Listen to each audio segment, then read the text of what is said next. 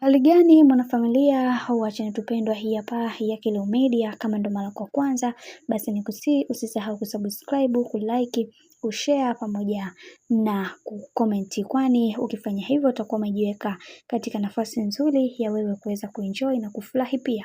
Bwana Kundalini amvaa Diamond Platnumz kutokana na sakata hili la bibi Rita, na yeye kiukweli ameweza kufunguka vitu vingi na akisema kwamba mpaka inafika kipindi mtu anaanza kudhalilishwa mitandaoni, basi mjue kuna vitu vikubwa ambavyo haviko sawa. Hivyo tunatakiwa kuweza kutambua kiini cha chanzo kiini cha haya yote kuweza kutokea, na sio kwanza kumpa shutuma ambazo zinazoendelea kwa wakati huu. Na hichi ndio kitu muhimu ambacho tunachotakiwa kuweza kukifanya, na tumeweza kuona watu wengi wameweza kuliongelea hili, lakini kuna vitu vingi ambavyo vinavyoendelea katikati yao, na tunaona kuna mambo mengi yameweza kutokea katikati yao, na haya yote yamesababishwa na bibie Zuhura.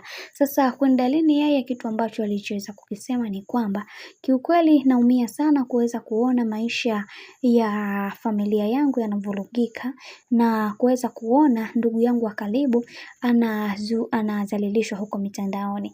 Licha ya baba yangu mzazi kuweza kumkataa na kuweza kumpatia laana, lakini sishindi kusema kwamba namuonea huruma, na pia kwa wakati huu naomba aweze kukaa kimya na kuweza kuhakikisha kila kitu kinakwenda katika misingi na mikakati iliyo bora zaidi, kwa sababu watu wengi wanatamani kuweza kuona maisha ya kila mtu yakibadilika katika kila hatua ya maisha ambayo tunayopitia. Na leo hii nataka niwaambie kitu kimoja, tunatakiwa kuweza kuwa na utu ndani kwenye mioyo yetu, kwa sababu hata kama watu wamewakosea kiasi gani, kuna namna fulani hivi tunatakiwa kuweza kuwafanya watu wengine waendelee kuenjoy na kufurahi pia, licha ya watu kuwatendea maovu makubwa.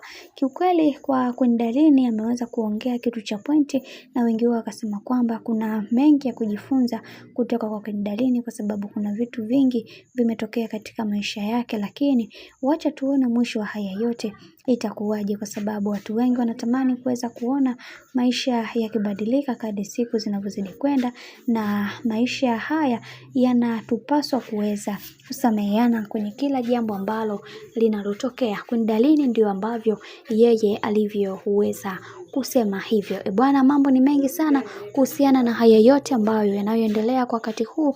Mimi naomba nikusihi kitu kimoja, kama ndo mara kwa kwanza basi usisahau kusubscribe, kulike, kushare pamoja na kucomment, kwa ukifanya hivyo utakuwa umejiweka katika nafasi nzuri ya wewe kuweza kuenjoy na kufurahi pia.